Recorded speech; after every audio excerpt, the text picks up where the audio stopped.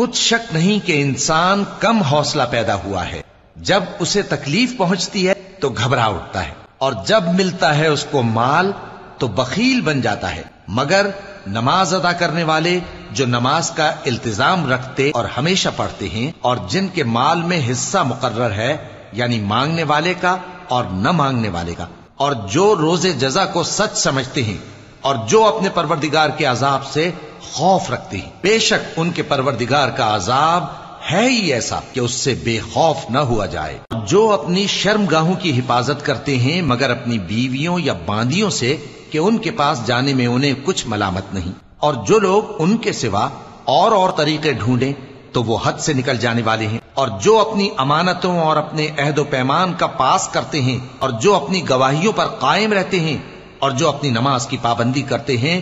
یہی لوگ جنتوں میں عزت و اکرام سے ہوں گے۔